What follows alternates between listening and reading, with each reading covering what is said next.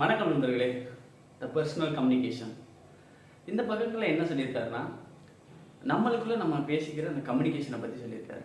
So இந்த எனர்ஜிஸை channelise பண்ணுறதுக்கு நம்மளோட பர்சனல் கம்யூனிகேஷன் வந்து ரொம்ப யூஸ்ஃபுல்லாக இருக்கும் அப்படின்னு சொல்கிறாரு. நிறையா பேர் இந்த ஆர்ட் ரைட்டிங் இதில்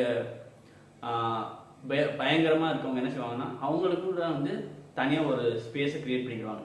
அவங்க ரூம்னு கிரியேட் பண்ணிடுவாங்க. ஸோ அவங்க எப்போயெல்லாம் வந்து அவங்களுக்கு எழுதுன்னு தோணுதோ அந்த ரூமுக்குள்ள போய் எழுதுவாங்க. ஸோ இது மாதிரியே வந்து உங்களுக்கான ஒரு பர்சனல் கம்யூனிகேஷன் ரூமை கிரியேட் பண்ணிக்கோங்க. அது ரூம் இல்லையாச்சும் ஒரு ஸ்பேஸ் ஸ்பெசிஃபிக்காக அந்த பிளேஸில் உட்காந்து நான் அந்த விஷயம் பண்ணுவேன் அப்படின்னு சொல்லிட்டு ஒரு பர்சனல் இதை கிரியேட் பண்ணி சொல்கிறாரு. அதுக்கப்புறம் பார்த்தா இந்த ஏஜ் பிஃபோர் 40 யாரெல்லாம் வந்து பிஃபோர் 40 அவங்க அவங்க எனர்ஜியை ப்ராப்பராக சேனலைஸ் பண்ணி அதை மோட்டிவேட் பண்ணுறாங்களோ அவங்க வந்து பயங்கரமான க்ரோத்தை அவங்க ஈஸியாக அச்சீவ் பண்ணிட முடியும் அப்படின்னு சொல்கிறாரு.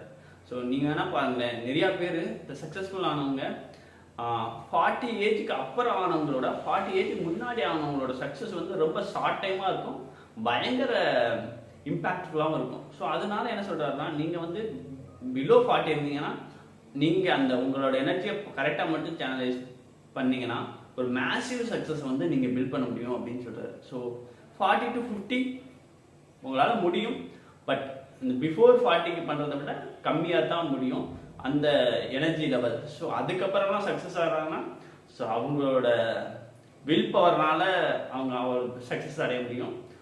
பட் நார்மலாக வந்து எல்லா ஹியூமன் பீயிங்க்கும் இந்த எனர்ஜிஸ் டில் 50 வரைக்கும் அவைலபிளாக இருக்குது. ஸோ அவர் என்ன சொல்கிறாருன்னா, மித்த விலங்குகள் அனிமல்ஸ்க்குலாம் வந்து இந்த எனர்ஜிஸ் வந்து சீசன் பேஸ்லாம் ஒரு சில காலங்களில் மட்டும்தான் இருக்கும். பட் ஹியூமனுக்கு மட்டும்தான் ஓப்பன்லி அவைலபிள். எப்போதுமே அந்த எனர்ஜிஸ் இருக்கும். அதை நம்ம எப்படி சேனலைஸ் பண்ணிக்கிறோமா இதை வேஸ்ட் பண்ணுறவங்கள பொறுத்து தான் நம்மளோட க்ரோத் இருக்கும் அப்படின்னு சொல்கிறாரு. ஸோ நிறைய டைம் வந்து நம்ம வந்து இந்த எனர்ஜிஸ் எல்லாம் வந்து ப்ராப்பராக சேனலைஸ் பண்ணாமல் தான் லைஃப்பில் ஸ்ட்ரகிள் பண்ணிட்டு இருக்கோம். நீங்கள் உங்கள் லைஃப்பில் வந்து வேறு மாதிரி ஒரு லைஃப்பை வாழணும்னு நினச்சிங்கன்னா channelise your energy, mutate your energy in the proper area, live a rich life. இதுதான் இன்னைக்கு நான் share பண்ணிச்சது. Thank you so much. Have a great day.